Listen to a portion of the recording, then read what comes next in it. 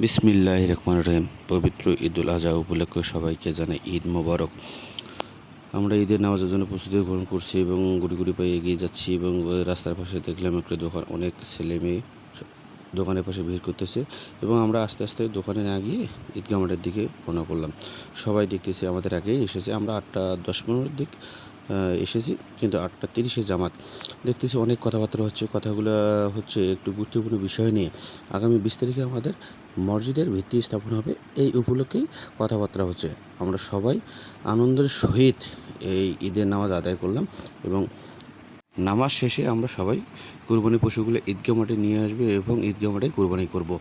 আমাদের এই জামাতের নিয়ম হচ্ছে, সবাই যারা যারা কুরবানি দিবে সবাই গরু ছাগল নিয়ে আসবে এবং ঈদগাহ মাঠে জবাই করা হবে এবং ঈদগাহ মাঠেই সব কিছু কার্যক্রম শেষ হবে। কারণ একটাই, আমাদের সরকারি মাংস বা মসজিদের মাংস একত্রিত করে আমরা স্বেচ্ছাসেবকের মাধ্যমে পোটলা করে নিজ নিজ বাড়িতে পৌঁছে দেব স্বেচ্ছাসেবকের মাধ্যমেই। এই উদ্দেশ্যে তারা সবাই এখানে গরু বাছুর নিয়ে এসেছে কুরবানির উদ্দেশ্যে।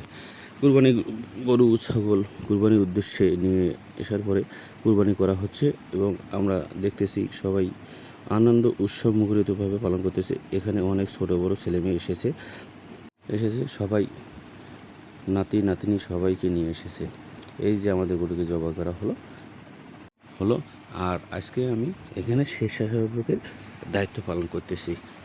আমার শ্রদ্ধেয় বড় ভাই আনিস সর্দার ভাই বললো যে একটা ভিডিও করতে, তোর ভিডিওটা অনেক সুন্দর দেখতেছি, তাই আমি ভিডিও করলাম এবং ভিডিও শেষে দেখতেছি সবাই কাটাকাটি শুরু করে দিয়েছে।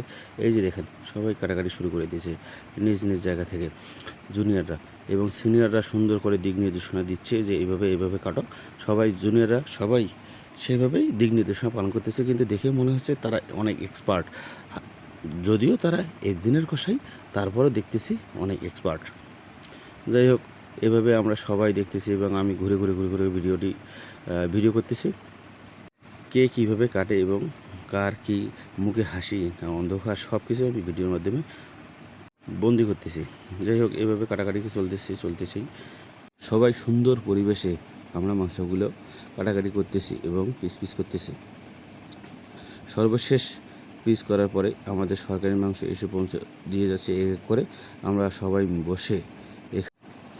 এখানে বসে পোটলাগুলা সুন্দর করে বন্টন করতেছি এবং আমাদের এখানে সভাপতি উপস্থিত আছে। সভাপতি হচ্ছে আমার বাবা মোহাম্মদ হায়দার আলী পুলিশ।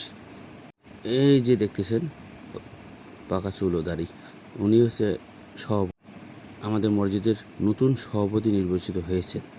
যাই হোক, সর্বশেষ আমি একটা ব্যানারের ছবি দিয়েছি, ব্যানারটি দেখতে পাচ্ছি।